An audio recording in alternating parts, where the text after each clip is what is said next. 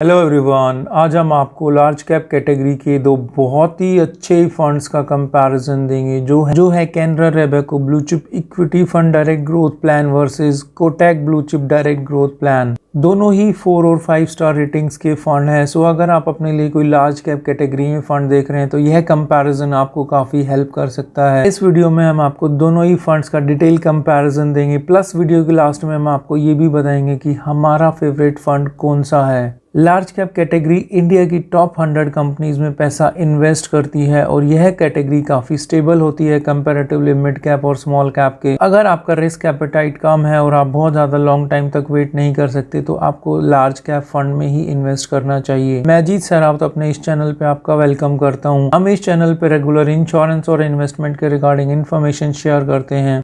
अगर आपके कुछ क्वेश्चन है, कुछ क्वेरी है तो आप कमेंट सेक्शन में पूछ सकते हैं, कॉल कर सकते हैं, व्हाट्सएप कर सकते हैं। और अगर आपको हमारा कंपैरिजन अच्छा लगे तो वीडियो को लाइक और सब्सक्राइब जरूर करना। तो कंपैरिजन स्टार्ट करते हैं। पहले कुछ बेसिक डिटेल्स के बारे में बात करते हैं। दोनों ही ओपन एंडेड स्कीम है। एक कैनरा रोबेको एएमसी कंपनी की है और दूसरी कोटक एएमसी कंपनी की है। दोनों ही फंड की स्टार्ट डेट जनवरी 2013 है। AUM कैनरा रोबेको का 6142 करोड़ है जबकि कोटक ब्लू चिप का 3762 करोड़ है। Benchmark Canara Robeco blue chip का S&P BSE 100 TRI है जबकि कोटक ब्लू चिप का निफ्टी 100 TRI है। Expense ratio Canara Robeco blue chip का 0.38% है जबकि कोटक ब्लू चिप का 0.83% है। कोई एंट्री लोड दोनों ही फंड्स में नहीं है। एग्जिट लोड 1% अगर आप 1 साल से पहले पैसे को विड्रॉ करते हैं तो। Minimum SIP Canara blue chip fund में 1000 रुपीज है और मिनिमम लमसम 5000 रुपीज है जबकि कोटक ब्लू चिप में मिनिमम SIP 100 रुपीज और मिनिमम 1000 रुपीज है। दोनों फंड्स के परफॉर्मेंस की बात करें तो कैनरा ब्लू चिप ने लास्ट 1 ईयर में करीब 12.23% का एनुअलाइज रिटर्न दिया है जबकि कैटेगरी एवरेज 12.07% है। लास्ट 5 ईयर्स में करीब 16.78% का रिटर्न दिया है जबकि कैटेगरी एवरेज 13.17% है। और जब से ये फंड स्टार्ट हुआ है तब से इस फंड ने करीब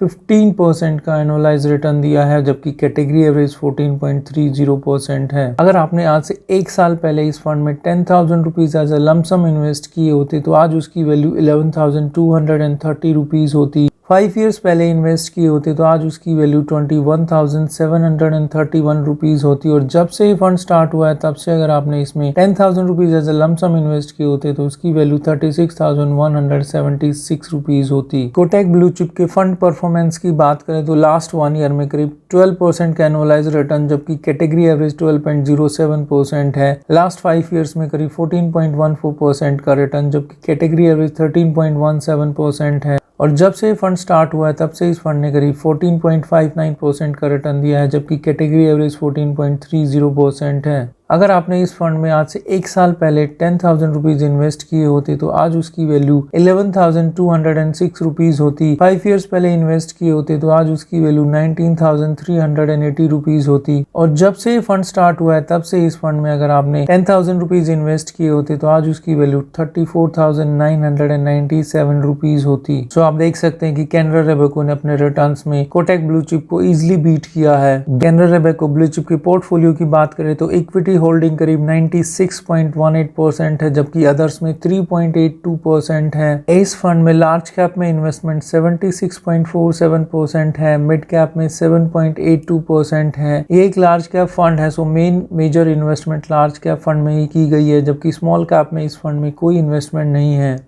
इस फंड में टोटल 49 स्टॉक्स हैं जबकि कोटक ब्लू चिप के पोर्टफोलियो की बात करें तो इक्विटी होल्डिंग करीब 96.03% है और अदर्स में 3.97%।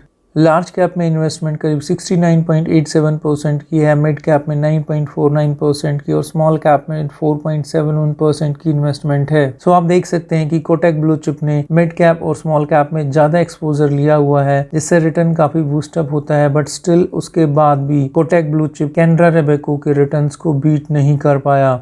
इस फंड में टोटल 57 स्टॉक्स हैं। टॉप 10 होल्डिंग्स की बात करें तो कैनरा रोबेको ब्लू चिप में इन्फोसिस लिमिटेड में करीब 9.08% की इन्वेस्टमेंट, आईसीआईसी बैंक में 8.51% की, एचडीएफसी बैंक में 8.03% की, रिलायंस इंडस्ट्रीज में 7.54% की, एक्सिस बैंक में 3.40% की इन्वेस्टमेंट एक्सेट्रा है। कैनरा रोबेको के टॉप 5 सेक्टर्स की बात करें तो फाइनेंशियल्स में करीब 35.54%, टेक्नोलॉजी में करीब 16.07%, एनर्जी में 8.82%, ऑटोमोबाइल्स में 6.44% और हेल्थ केयर में करीब 6.09% की इन्वेस्टमेंट है। वहीं अगर कोटक ब्लू चिप की टॉप 10 होल्डिंग्स की बात करें तो रिलायंस इंडस्ट्रीज लिमिटेड में करीब 7.31% की इन्वेस्टमेंट, आईसीआईसी बैंक 6.91% की इन्वेस्टमेंट, एचडीएफसी बैंक 6.45% की इन्वेस्टमेंट, एक्सिस बैंक 3.26% की इन्वेस्टमेंट एक्सेट्रा है। कोटक ब्लू चिप के टॉप 5 सेक्टर्स की बात करें तो फाइनेंशियल्स में करीब 28.94%, टेक्नोलॉजी में करीब 15.36%, एनर्जी में 10.31%, ऑटोमोबाइल्स में 6.93% और सर्विसेज में 6.12% की इन्वेस्टमेंट है। सो आप देख सकते हैं कि दोनों ही फंड्स के टॉप 2 सेक्टर्स फाइनेंशियल्स और टेक्नोलॉजी ही हैं। फंड मैनेजर्स की बात करें तो कैनरा रोबेको ब्लू चिप को 2 फंड मैनेजर्स मैनेज करते हैं। पहले हैं मिस्टर विशाल मिश्रा जी, जिनको करीब 12 साल का एक्सपीरियंस है और ये करीब 10,395 करोड़ का AUM मैनेज करते हैं। दूसरे फंड मैनेजर हैं मिस्टर श्री दत्ता भांडवाल्डर, जो कि काफ़ी एक्सपीरियंस फंड मैनेजर है और इनको करीब 14 साल का एक्सपीरियंस है और ये top rated mutual fund managers में काउंट होते हैं। कोटक ब्लू चिप के फंड मैनेजर की बात करें तो इसको मिस्टर हरीश कृष्णन जी मैनेज करते हैं। ये भी काफ़ी एक्सपीरियंस फंड मैनेजर हैं और ये भी टॉप रेटेड फंड मैनेजर्स की लिस्ट में आते हैं। सो दोनों ही फंड्स के जो फंड मैनेजर्स हैं वो काफ़ी एक्सपीरियंस हैं और फंड मैनेजर पे काफ़ी कुछ डिपेंड करता है रिटर्न्स के लिए। दोनों फंड्स के रिस्क रेशियो की बात करें तो कैनरा रोबेको का स्टैंडर्ड डेविएशन 19.75 है, जबकि कैटेगरी एवरेज 19.31 है। स्टैंडर्ड डेविएशन यह बताता है कि कोई भी फंड कितना रिस्की और वॉलेटाइल है। सो यह फंड अपनी कैटेगरी एवरेज से थोड़ा सा ऊपर है, सो रिस्की फंड है। बीटा इस फंड का 0.9 है, जबकि कैटेगरी एवरेज 0.86 है। बीटा भी यह बताता है कि कोई भी फंड कितना रिस्की और वॉलेटाइल है। शार्प रेशो इस फंड का 0.85 है।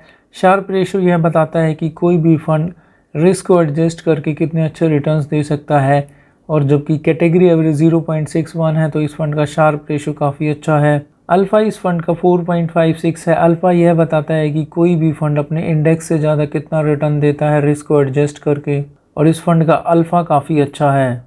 कोटक ब्लू चिप के रिस्क रेशो की बात करें तो स्टैंडर्ड डेविएशन 20.84 है, जबकि कैटेगरी एवरेज 19.31 है।